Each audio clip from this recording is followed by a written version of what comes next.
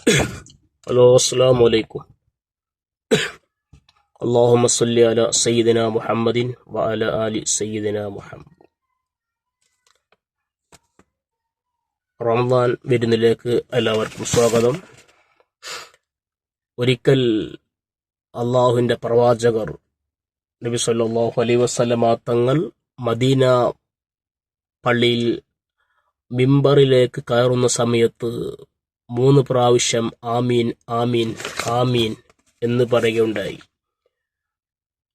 അപ്പോൾ അവിടെ കൂടിയ സ്വഹാബത്ത് അള്ളാഹുവിൻ്റെ റസൂലിനോട് ചോദിച്ചു, അല്ലയോ റസൂലെ, അങ്ങ് എന്തിനാണ് 3 പ്രാവശ്യം ആമീൻ ആമീൻ എന്ന് പറയുന്നത് കേട്ടല്ലോ, ഇവിടെ ആരും തന്നെ ദുആ ചെയ്തിട്ടുമില്ല. പിന്നെ അങ്ങ് വെറുതെ മിമ്പറിലേക്ക് ഓരോ പടി കയറുമ്പോഴും 3 പ്രാവശ്യം ആമീൻ ആമീൻ എന്ന് പറയുന്നതായി ഞങ്ങൾ കേട്ടു.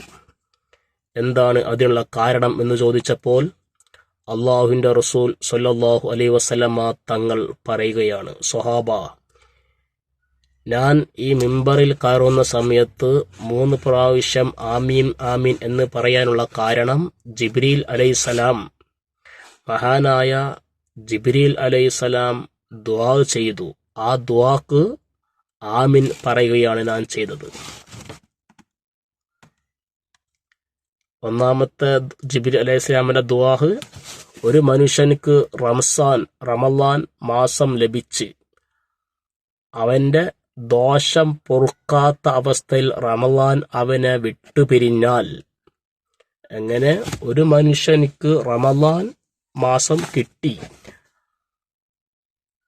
അങ്ങനെ അവന്റെ ദോഷം പൊറുക്കാത്ത അവസ്ഥയിൽ റമളാൻ വിട്ടുപിരിഞ്ഞാൽ അള്ളാഹുവിൻ്റെ കാരുണ്യത്തിൽ നിന്ന് അവൻ അകന്നു പോകട്ടെ എന്ന് ജിബ്രീൽ അലൈഹിസ്സലാം ദുആ ചെയ്തപ്പോൾ ഞാൻ അതിന് ആമീൻ പറഞ്ഞതാണ് സ്വഹാബ.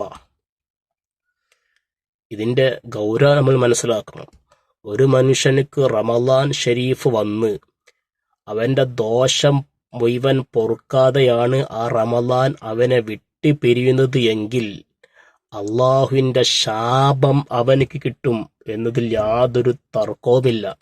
അള്ളാഹുവിൻ്റെ കാരുണ്യത്തെ തൊട്ട് അവൻ അകന്നു പോകട്ടെ എന്ന് മഹാനായ മുഖറബുൽ അംലാഖ് ജിബ്രീൽ അലൈഹിസ്സലാം ദുആ ചെയ്ത്, ആ ദുആക്ക് ആരാണ് ആമീൻ പറഞ്ഞത്?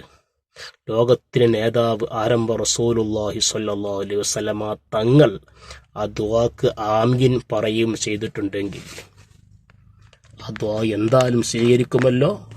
അപ്പോൾ നമ്മുടെ അവസ്ഥ നമ്മൾ മനസ്സിലാക്കണം. റമളാൻ നമ്മളിലേക്ക് വന്ന് നമ്മൾ എങ്ങനെയെങ്കിലും അങ്ങ് പട്ടിണി കിടന്ന് നോമ്പ് നോറ്റത് കൊണ്ടായില്ല. റമളാൻ തീരുന്നതിൻ്റെ മുന്നെയായി നമ്മുടെ ദോഷം പൂർണ്ണമായി പുറത്തു എന്ന് നമുക്ക് ഉറപ്പ് വേണം. റമളാൻ നമ്മെ വിട്ട് പിരിയുന്നതോടുകൂടി നമ്മുടെ ഹൃദയം പരിപൂർണമായി ശുദ്ധിയാകേണ്ടതുണ്ട്.